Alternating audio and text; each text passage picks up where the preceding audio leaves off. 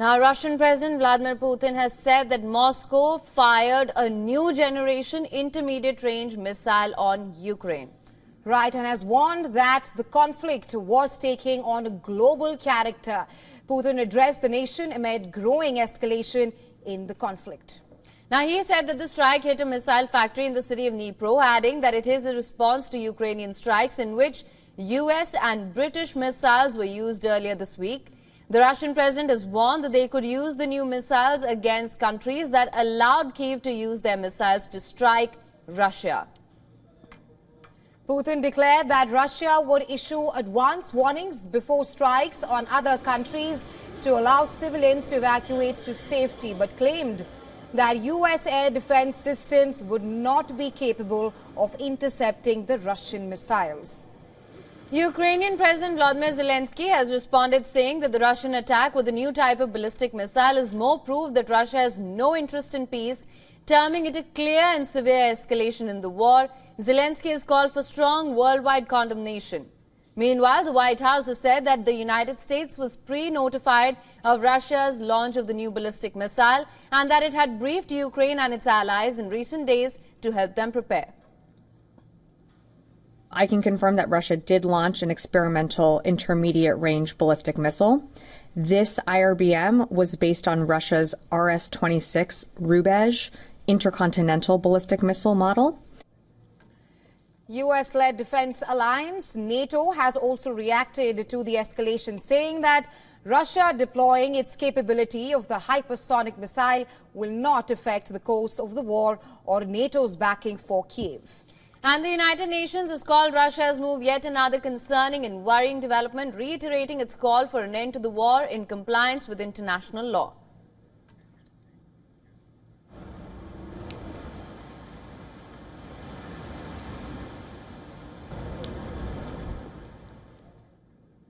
All right, to discuss this further, we're now being joined by Rono from Miami, Florida, and he is a former U.S. military officer, ex-CIA contractor, and former intelligence and operations officer at the Pentagon. Thank you so much for joining us on World DNA this morning. Hello, nice to be with you. Mr. Alito, Putin has confirmed that Russia hit Ukraine with the new intermediate-range ballistic missile, and in fact, it had briefed the United States in recent days ahead of the Russian missile attack as well. I want to know, ever since the United States has given a go-ahead for the use of long-range weapons within Russian territory, how do you assess the spectre of a larger war or an escalation in this war, especially in light of this recent attack on Ukraine? Well, this new missile from Russia is an answer, it's a response, a direct response to the attacks that happened during the last couple of days with the weapons that the United States and the United Kingdom gave to Ukraine. Finally, after many months, Biden gave permission to attack deep inside Russia, and the United Kingdom followed up, and they have been attacking Russia for the last couple of days. So this new missile is just an answer of Putin to that escalation, to that development of the attack deep into Russia. And basically, that is exactly what Biden wants, and that's exactly what Zelensky in Kiev want. They want to escalate for many reasons. First of all, Zelensky is desperate. He's losing badly in the Donbas region. His troops are having horrendous casualties. The Kursk adventure into Russian territory, they're still keeping some territory over there, but they are losing terrible, catastrophic losses over there. And he's losing the war. He's very short of manpower, and he's losing the war. So he wants to escalate. He wants to provoke Russia, so to have an excuse to have the NATO and the United States directly involved into the war. That's what he wants. Also, Biden wants to sabotage the arrival of Donald Trump, and then Biden also is interested in sabotage any peace that Donald Trump could work in January.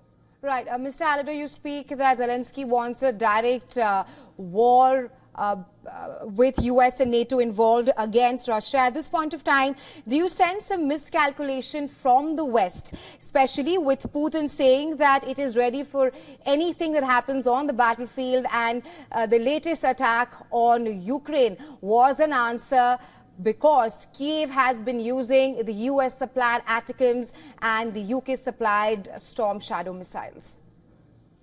Yes, absolutely. I think that the strategic and ideological, the political ideology of the leaders in the White House and in London, they're doing a terrible miscalculation, not based on evidence, not based on military science, not based on military capabilities, but just in their political ideology, in their world view.